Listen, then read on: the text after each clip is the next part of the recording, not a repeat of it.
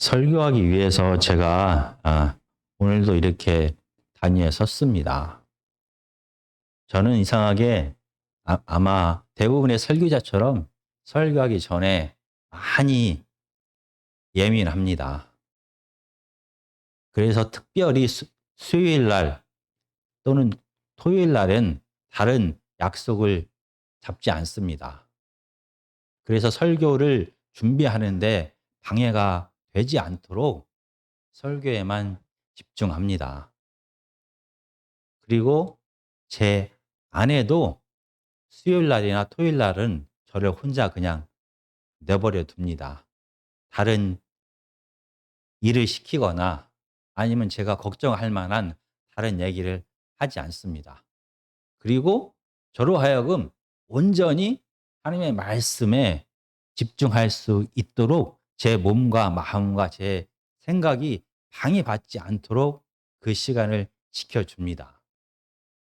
그런데 혹시 다음 주 목요일 날이 무슨 날인지 알고 계십니까? 다음 주 목요일 날은 일주일에 한 번씩 하는 설교하는 날이 아닙니다. 다음 주 목요일은 대학 수능 시험을 보는 날입니다. 아마 이번 수능 시험을 보는 많은 학생들은 적어도 1년 동안 자기가 열심히 준비한 것을 이 다음 주 목요일에 쏟아붓게 됩니다. 어쩌면 길게는 3년 고등학교 내내 준비했던 것을 시험을 보게 됩니다. 그리고 한국에 태어난 많은 사람들은 어쩌면 19년, 20년 동안 태어나서부터 준비한 모든 것을 이번 한 번의 시험에 쏟아붓는 중요한 날입니다. 그래서 아마 다음 주에 시험을 보는 수험생들은 지금 앞으로 8일, D-8일입니다. 이 일주일 동안 정말로 예민할 것입니다. 그리고 수험생을 둔 가정들은 숨소리조차 마음대로 쉬지 못하는 시간이 될 것입니다. 그래서 아마 가족들은 이 수험생이 이 나머지 7일, 8일을 온전히 시험에 집중할 수 있도록 시험에 집중하지 못하게 하는 모든 방해 세력을 다 막고 수험생을 도우며 수험생이 시험에만 집중할 수 있도록 할 것입니다. 오늘 하나님의 말씀에서 메시아이신 예수님이 예루살렘을 향하여 가고 있습니다. 이 위대한 이 사역의 길을 누군가가 막았습니다. 도대체 누가 이 예수님의 예루살렘으로 향하는 길을 막은 것입니까? 20장 29절에서 34절까지입니다. 그들이 여리고에서 떠나 갈 때에 큰 무리가 예수를 따르더라. 맹인 두 사람이 길가에 앉았다가 예수께서 지나가신다 함을 듣고 소리 질러 이르되 주여 우리를 불쌍히 여기소서 다윗의 자손이여 하니 무리가 꾸짖어 잠잠하라 하되 더욱 소리 질러 이르되 주여 우리를 불쌍히 여기소서 다윗의 자손이여 하는지라. 예수께서 머물러 서서 그들을 불러 이르시되 너희에게 무엇을 하여 주기를 원하느냐. 이르되 주여 우리의 눈 뜨기를 원하나이다. 예수께서 불쌍히 여기사 그들의 눈을 만지시니 곧 보게 되어 그들이 예수를 따르니라. 지금 갈릴리에서의 사역을 마치고 메시아이신 예수님은 예루살렘 성을 향하여 가고 있습니다. 지금 예수님은 여리고에서 예루살렘을 향하여 떠나고 있습니다. 요단강을 건너서 예루살렘으로 가는 사람들은 마지막으로 여리고를 반드시 거쳐야만 합니다. 여리고에서 그리고 이스라엘의 수도인 예루살렘까지는 24km 정도 됩니다. 그래서 지금 예수님은 많은 사람들과 함께 예루살렘을 향하여 마지막 여정을 떠납니다. 24km만 올라가면 드디어 예루살렘입니다. 많은 사람들은 지금 왜 예수님과 함께 이 예루살렘을 향하여 가고 있는 것입니까? 그들은 곧 있을 유월절을 지키기 위하여 갈릴리에서부터 예수님을 따라온 사람들도 있습니다. 그리고 더 많은 사람들은 각 지역에서 이 요단강을 건너서 예루살렘을 향하여 가고 있습니다. 마지막으로 여리고에 머물렀다. 이제 24km만 더 올라가면 예루살렘입니다. 유월절을 지키기 위하여 가는 많은 백성들과 다르게 예수님은 다른 계획을 가지고 지금 예루살렘을 향하여 가고 있습니다. 가장 가까이에 있는 12제자에게 13번이나 예수님은 말씀하셨습니다. 예루살렘을 향하신 예수님의 계획이 무엇인지를 말했습니다. 20장 18절, 19절, 28절입니다. 보라, 우리가 예루살렘으로 올라가노니 인자가 대제사장들과 서기관들에게 넘겨짐에 그들이 죽이기로 결의하고 이방인들에게 넘겨주어 그를 조롱하며 채찍질하며 십자가에 못 박게 할 것이나 제3일에 살아나리라. 28절입니다. 인자가 온 것은 섬김을 받으려 함이 아니라 도리어 섬기려 하고 자기 목숨을 많은 사람의 대속물로 주려 함이니라. 지금 다른 사람들과 다르게 지금 메시아이신 예수님은 예루살렘에서 죽기 위하여 많은 사람들의 죄를 대신 짊어지고 대속물로 죽기 위하여 올라가고 있는 것입니다. 이 놀라운 구원의 계획이 언제부터 시작된 것입니까? 이 땅에 아기 예수로 오셨습니다. 그럼 33년 전부터 이 놀라운 구원의 계획, 예루살렘을 향하는 이 구원의 계획이 시작되었습니다. 그런데 구약의 많은 예언서들은 미리 이 사건을, 예수 그리스도의 죽으심을, 예루살렘에서 죽으심을 예언했습니다. 그리고 창세기 3장 15절은 미리 예수 그리스도의 이 구원의 계획에 대하여 말하고 있습니다. 창세기 3장 15절은 이렇게 말합니다. 내가 너로 여자와 원수가 되게 하고 내 후손도 여자의 후손과 원수가 되게 하리니 여자의 후손은 내 머리를 상하게 할 것이요 너는 그의 발꿈치를 상하게 할 것이라 하시고, 이거를 보통 학자들은 원시복음이다 하라고 말합니다. 바로 여자의 후손이 사탄을 무너뜨리는 이 구원의 계획이 아담과 하와의 범죄 시에 계획되었습니다. 그런데 신약성경은 하나님께서 사도 바울의 입을 통하여 이 놀라운 구원의 계획이 아담과 하와 때가 아닌 그 전부터 계획되었다라고 말합니다. 에베소서 1장 4절입니다. 곧 창세 전에 그리스도 안에서 우리를 택하사 우리로 그 사랑 안에서 그 앞에 거룩하고 흠이 없게 하시려고. 이 예수 그리스도를 통한 구원의 계획, 예루살렘에서 죽으실 이 구원의 계획이 창세 전부터 계획되었다라고 말합니다.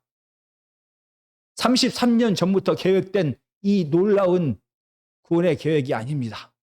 구약에서부터 계획된 놀라운 구원의 계획이 아닙니다. 아담과 하와 때부터 계획된 구원의 계획이 아닙니다. 예루살렘으로 향하는 이 구원의 계획은 창세 전부터 계획되었다라고 말합니다.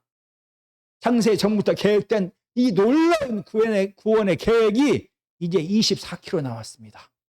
이제 예루살렘으로 올라가면 됩니다.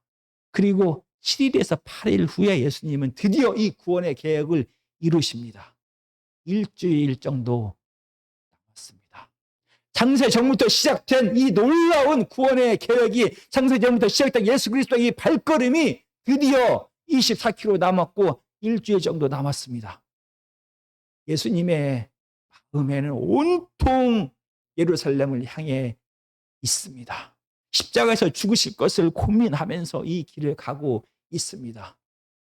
그런데 창세 전부터 계획된 이 놀라운 발걸음을 누군가가 멈추었습니다.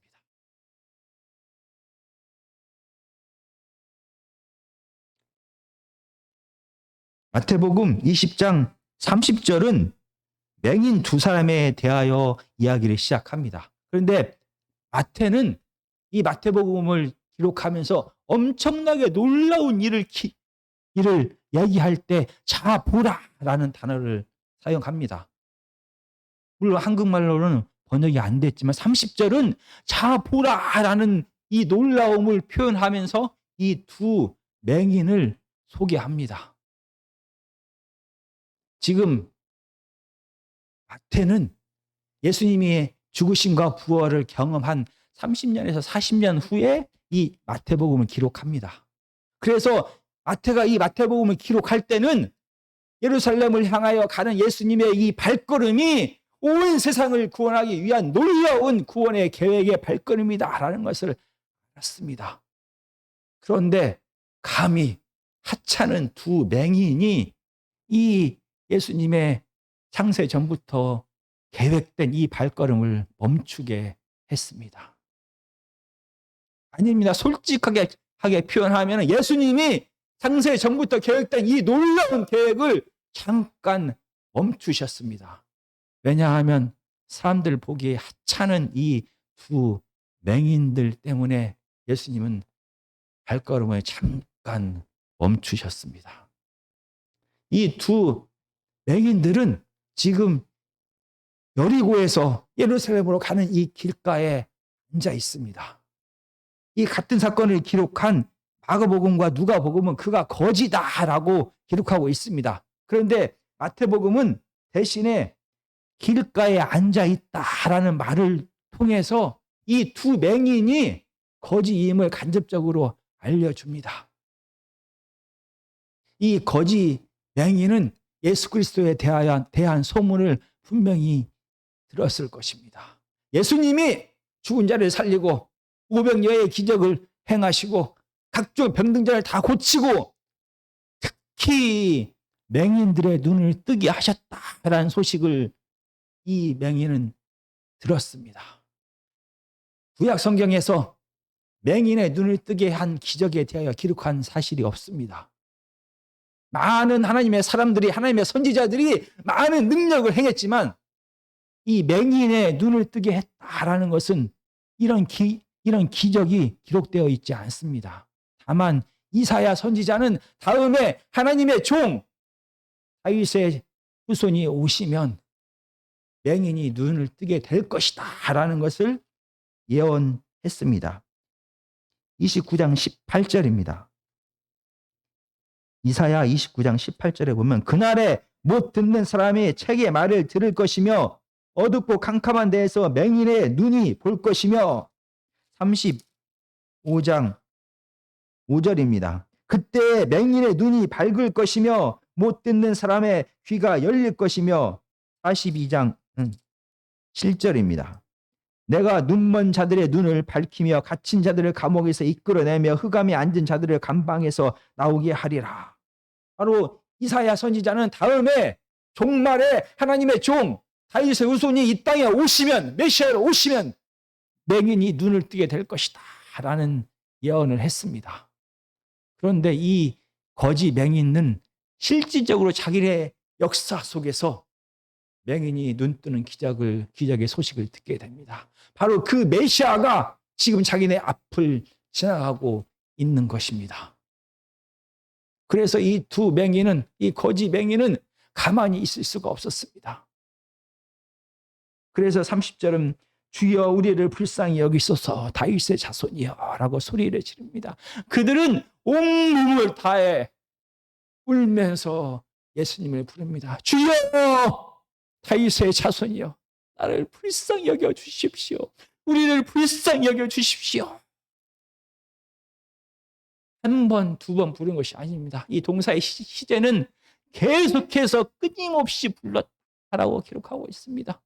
이 두 거지 맹인은 자기 앞을 지나가는 이 예수 그리스도를 향하여 주여 불쌍히 여겨 주십시오. 나를 살려 주십시오. 자비를 베풀어 주십시오. 라고 간절히 부르짖었습니다.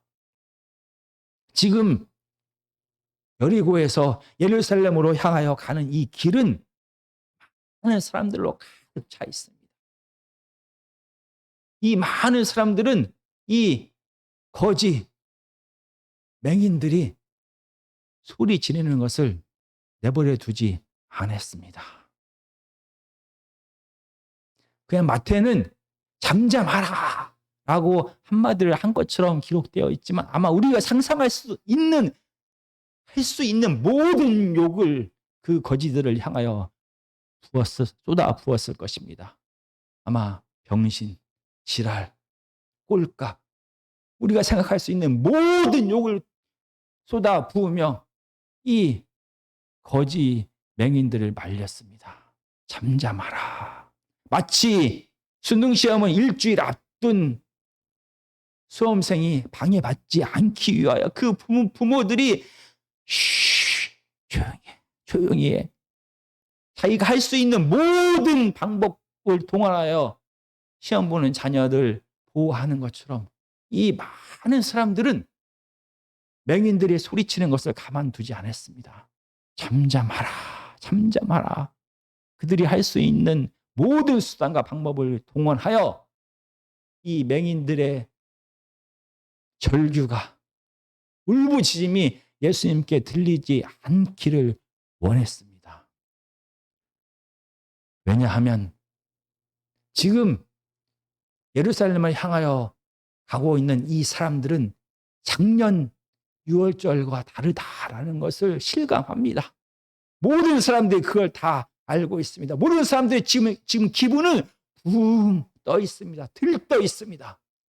그토록 구약에서 예언된 그 메시아, 이 로마의 식민지 상태에서 자기네들을 구원하여 승리와 풍요를 가져다 주실 그 메시아가 지금 예루살렘을 향하여 가고 있습니다. 이 메시아이신 예수 그리스도를 통하여 그들에게 승리와 풍요를 가져다 줄 것을 기대하는 메시아에 대한 열망이 이 여리고에서 예루살렘으로 향하는 이 길가를 가득 채웠습니다. 그들의 열망이 얼마나 간절했는지 21장 8절과 9절은 이렇게 말합니다. 무리의 대다수는 그들의 겉옷을 길에 펴고 다른 이들은 나뭇가지를 베어 길에 펴고 앞에서 가고 뒤에서 따르는 무리가 소리 높여 이르되 호산나 다윗의 자손이여 찬송하리로다 주의 이름으로 오시는 이여 가장 높은 곳에서 호산나 하더라. 메시아를 향한 열망이 여리고에서부터 이 길가에서부터 가득했습니다. 그들은 예루살렘을 향하여 걷는 이 왕의 발걸음이 멈추는 것을 원하지 않았습니다. 두근거리는 마음으로 이 세상을 완전히 변화시킬 새로운 나라를 일으키실 예수 그리스도의 왕의 발걸음이 멈추지 않기를 원했습니다. 이 하찮은 무시해도 좋은 이 2명의 거지 맹인들 때문에 왕의 길이 멈추는 것을 원하지 않았습니다. 그들의 승리와 그들의 풍요가 하루속히 그들의 것이 되기를 갈망했던 것입니다. 아무리 많은 사람들이 거지 맹인들의 절규를 멈추려고 해도 그들은 이 거지 맹인들은 멈출 수가 없었습니다. 더 크게 소리를 질렀습니다. 더 크게 소리를 질렀습니다. 계속해서 예수님께서 들을 때까지 소리를 질렀습니다. 다윗의 자손이여 나를 불쌍히 여겨주십시오. 다윗의 자손이여 우리를 불쌍히 여겨주십시오. 제발 우리를 봐주십시오. 우리를 봐주십시오. 제발 불쌍히 여겨주십시오. 라는 이 울부짖음이 계속 되었습니다. 아무리 사람들이 무시하고 욕을 하고 그 길을 막으려고 해도 그들은 멈출 수가 없었습니다. 왜냐하면 예수님만이 희망이기 때문입니다. 다른 길이 없습니다.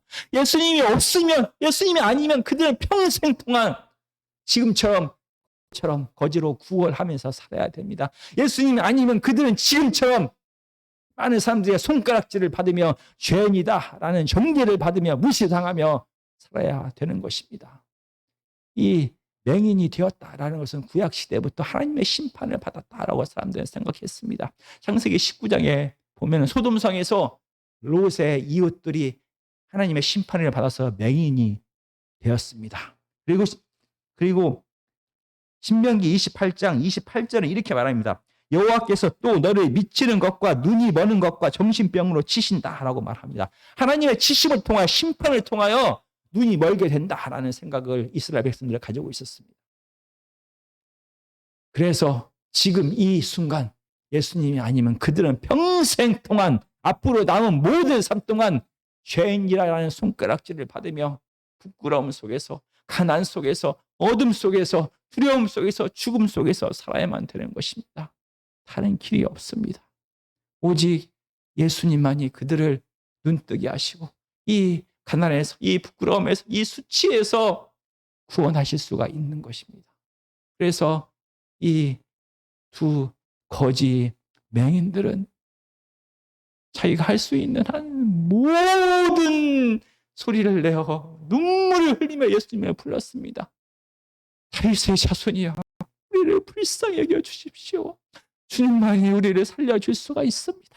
라는 이 간절함이, 어린아이와 같은 이 간절함이 그들로 하여금 계속 소리치게 했습니다. 밥을 줄 때까지 울음을 끊치지 않는 어린아이와 같은 이 간절함이 그들로 하여금 예수님 살려주십시오, 불쌍히 여겨주십시오 라는 소리를 멈추지 않게 했습니다. 내 힘과 내 능력으로 아무것도 할 수 없습니다. 사람의 능력으로 아무것도 할 수 없습니다 라는 이 가난한 마음이 그들로 하여금 계속 소리치게 했습니다. 다윗의 자손이여, 나를 불쌍히 여겨주십시오.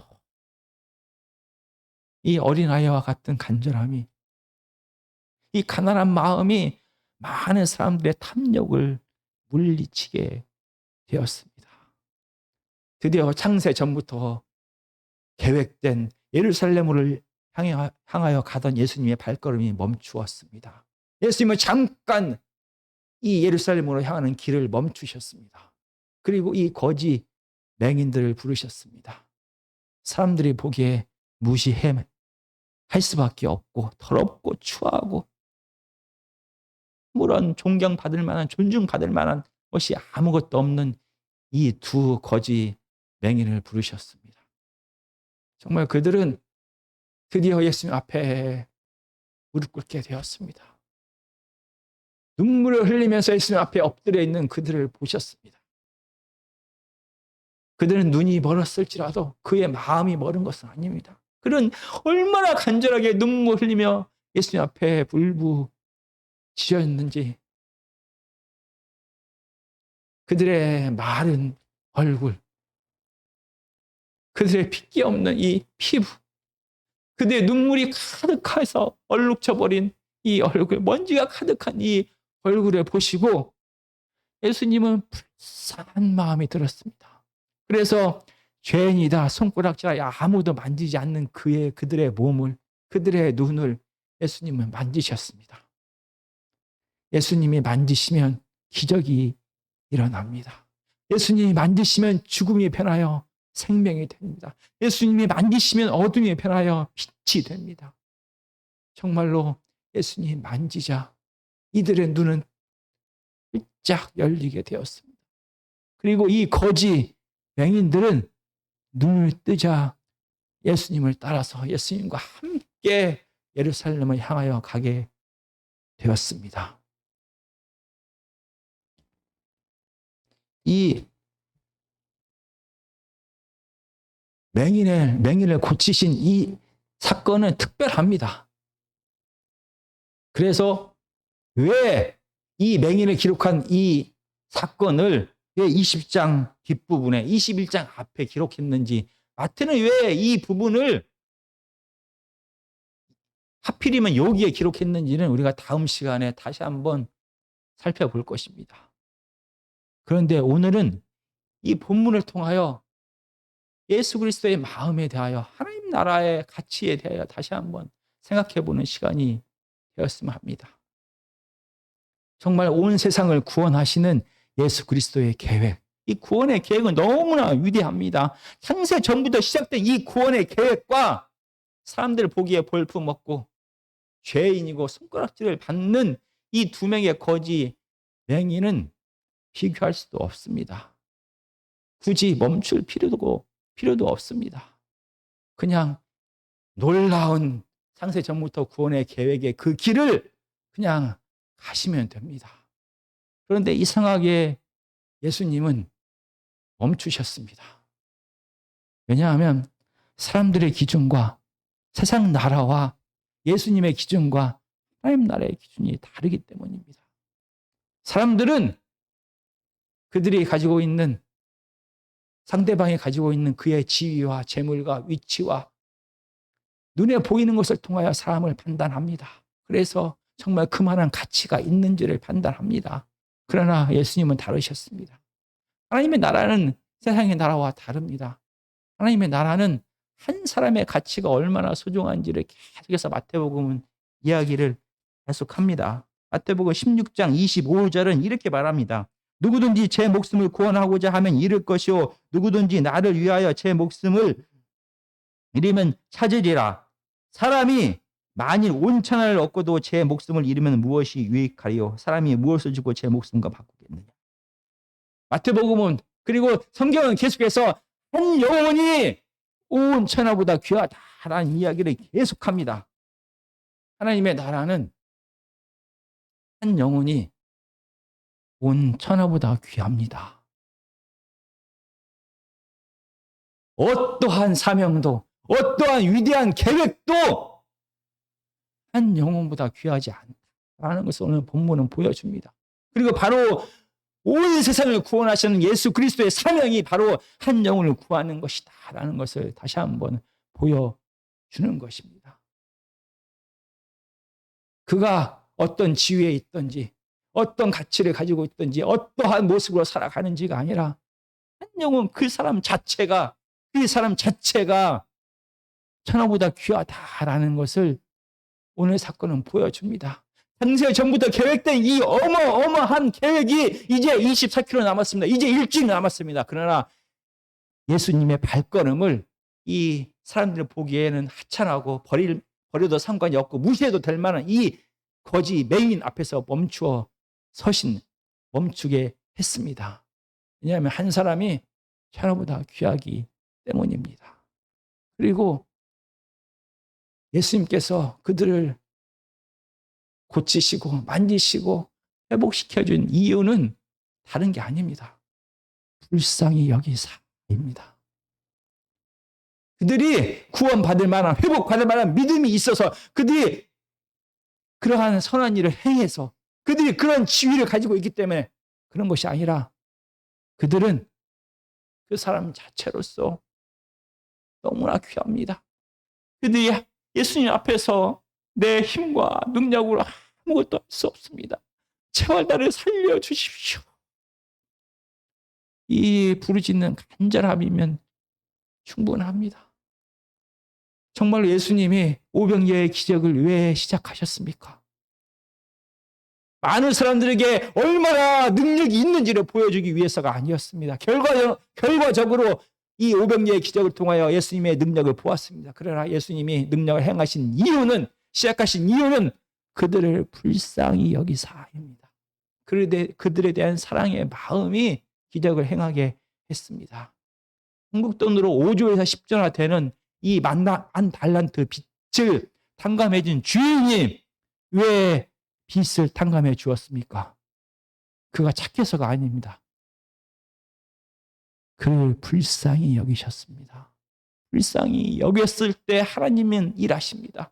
불쌍히 여겼을 때 하나님의 마음이 움직입니다. 불쌍히 여겼을 때 그 사랑하는 마음이 예수 그리스도를 통하여 구원의 계획을 시작하게 하셨습니다. 정말 우리에게 필요한 것은 바로 이 불쌍히 여기게 하는 간절함입니다. 어린아이와 같이 내 힘과 내 능력으로 아무것도 할 수 없습니다. 이 거지 맹인처럼 하나님, 내 힘과 능력으로 이 문제를 해결할 수가 없습니다. 오직 하나님만이, 오직 예수님만이 이 두려움에서, 이 죽음에서, 이 어둠에서 우리를 구원할 수가 있습니다. 내 힘과 능력으로 아무것도 할 수 없습니다. 라는 이 간절함이, 이 가난한 마음, 이 어린아이와 같은 마음이 예수님의 마음을 움직였습니다. 예수님의 마음이 이러합니다. 사랑입니다. 이 십자가의 길을 계획하신 것도 사랑 때문이었습니다. 이 십자가의 길을 계속 걷는 것도 사랑 때문이었습니다. 이 십자가의 길을 잠깐 멈춘 것도 사랑 때문이었습니다.